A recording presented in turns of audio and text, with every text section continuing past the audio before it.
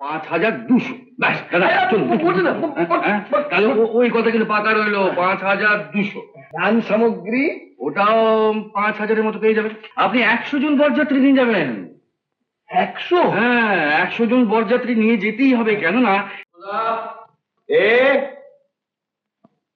আমি আমি আমি ঢুকে জগবন্ধু, এসো এসো, বসো বসো বসো। এই শোনো না, জগবন্ধু সবার বন্ধু। হ্যাঁ, আমাকে দেখে কেউ সংকোচ করে না। সত্যদা কেমন আছেন? কেমন দেখছো? না, আমি তো মোটেই ভালো দেখছি না, চোখ মুখ এরকম বসে গিয়েছে। ও এই চান খাওয়া হয়নি বুঝি? খাওয়া টাওয়া না, আজকে জ্বর জ্বর লাগছে। তোমার রুটিটা নিয়ে আসবো? এখন না, জগবন্ধু রয়েছে না, পরে হবে। এই দেখুন, আপনি আমার জন্য ভাবছেন, আমি এক পেট খেয়ে বেরিয়েছি, এখন একটু আমি এখানে জুত করে বসি। আপনি আপনি খাবারটা নিয়ে আসুন তো চট করে। আমার কিন্তু সত্যি খেতে ইচ্ছে নেই রে। সত্যদা, ইনি কে? আমার বোন, দেশ থেকে নিয়ে এসেছি। বাবা মা মারা গেলেন, বাড়িঘর বিক্রি হয়ে গেল, তাই এখানে নিয়ে এলাম। তা ভালোই করেছেন, এখানে ভালোই থাকবেন। ভালো তো থাকবে, তা আমার রোজগার করি, বিয়ে যে দেবো তার সংস্থান করি, এই ভেবে ভেবে। এই দেখুন, এই দেশের লোকের জন্য আপনি জেল খেটেছেন। দেশের লোক আপনার দায় অদায় দেখবে, এটি তো হওয়া উচিত। তো সেইটি হয়নি বলে দেশের লোকের জন্য আমি আপনার কাছে ক্ষমা চাইতে এসেছি।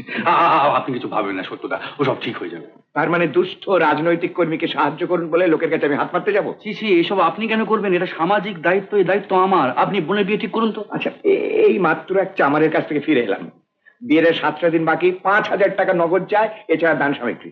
ও, তাহলে 5,000 আর বিয়ের আনুষঙ্গিক হিসেবে আরো 5,000। এই 10,000 টাকা আপনার হাতে দিলে ওই বিয়ের দিনটা পাকা করা যায়। 7 দিনে 10,000 পাবে কোথায়? আর পেলেও তো আমার নাম করেই চাইবে। তাছাড়া যে দেবে তার নিজের নাম জাহির না করলে দেবে কেন? দাদা, ভূতের বাপে টাকা জোগান দেবে, পাবলিকের কাজ পাবলিক করবে। আর পাবলিকের নাম কি একটা দাদা? যে টাকার জোগান দেবে তার নামও কেউ জানবে না, যাকে জোগানো হবে তার নামও কেউ জানবে না। ব্যাস, হয়ে গেল। আপনি জানলেন, উঠে পড়ুন উঠে পড়ুন, একদম বিয়ের দিন পাকা করে আসুন। কি বলছেন? মানে আপনার বিয়ের দিন পাকা করতে। আমার বিয়ে দরকার। হ্যাঁ, তাই বলে কখনো হয়? এই যে দাদা এতক্ষণ বলছিলেন যা, দাদার খিদে নেই, তবু আপনি খাবার কিনে নিন কেন? দাদার পেটে খিদে আছে, কিন্তু মুখে না বলছেন, সেটা বুঝতে পেরেছি বলি। তেমনি আমরাও বুঝতে পেরেছি কি? আপনার বিয়ে করবার খুব ইচ্ছে আছে, অথচ মুখে বলছেন না। আহা, আপনি যেন সব জানেন। আলবাত জানি, আপনি জানতে পারবেন যখন আশেপাশে কেউ থাকবে না, এক গ্লাস জলও কেউ গড়িয়ে দেবে না, যখন হাত পুড়িয়ে খেতে হবে, সেদিন কিন্তু বয়স চলে যাবে, তখন বিয়ে করতে চাইলেও আর কি বিয়ে করবেন না। তখন বুঝতে পারবেন আইবুড়ো জীবনের কি যন্ত্রণা, কি জ্বালা। আপনি যে কথাটা বললেন, সে কষ্টটা কিন্তু ছেলেদের। ও, তাই বুঝি? না না, কিন্তু মেয়েদেরও এরকম হয়। এই ধরুন না, একটি সংসার, ছোট্ট একটি সংসার, সম্পূর্ণ নিজের একটি সংসার। হ্যাঁ, তারপরে এই সুখ দুঃখের একজন সাথী, একটু স্নেহ, একটু আদর, একটু সোহাগ। কিন্তু যদি জানতেন সেই লোকটাকে কিনতে কত টাকা লাগে। জেনে গেছি, ওই যে 5,000। দাদা চলুন চলুন চলুন চলুন। তাহলে শোভো না, আমি যাই। ও শোভনা কি বলবে? ওর খিদে পেলে উনি কি বলবেন যে আমার খিদে পেয়েছে? কি আশ্চর্য! সে কথাটা তো আমিও বলতে পারি। মা, আপনি একটু আগে বলেন আপনি এক পেট খেয়ে এসেছেন, কিন্তু আপনার পেটে যে এত খিদে ছিল আপনি বলেছিলেন। ধরা পড়ে গেল। আরে মশাই, আমার নাইবার খাবার সময় নেই, বুঝতে পারছেন?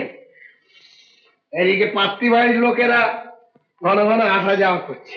আমি যত বলি মশাই যে পণ নেব না নেব না নেব না, কে কার কথা শোনে, তারাই দর বাড়িয়ে দিচ্ছে। ছেলেকে একবার ডাকো না, ছেলে যদি আদর হয় তাহলে পন্টন হয়তো বা নাও নিতে পারে। আমার ছেলের নাম রামপ্রসাদ, শ্রীরামচন্দ্রের মতো পিতৃ আজ্ঞায় বনে যেতে পারে, আর আমার ছেলে পণ নেবে না?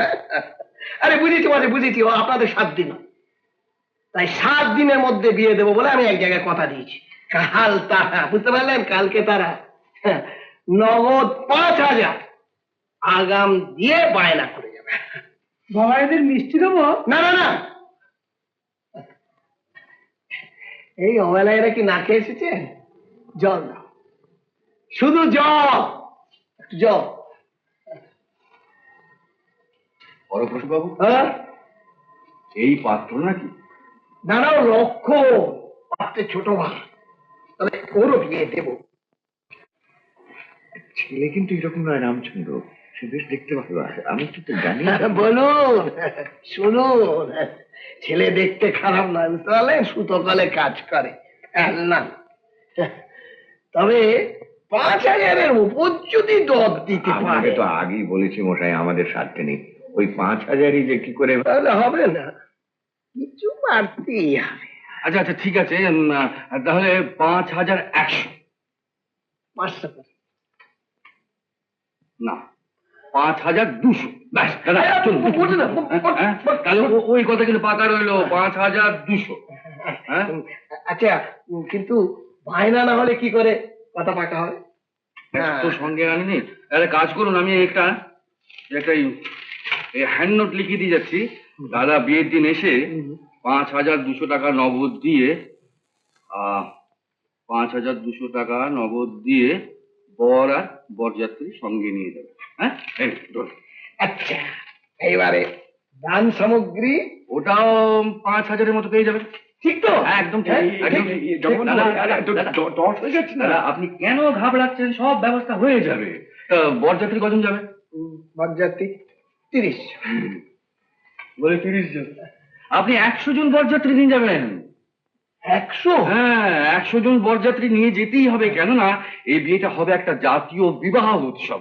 সেখানে জজ, ম্যাজিস্ট্রেট, এসডিও, এসপি সবাই থাকবে। ব্যাস পাক্কা। হ্যাঁ, চলুন, চলুন, চলুন, চলুন। জজ, ম্যাজিস্ট্রেট, এসডিও, এসপি। উত্তম কুমারের সেরা সিনেমা দেখতে হলে ডাউনলোড করুন ক্লিক অ্যাপ।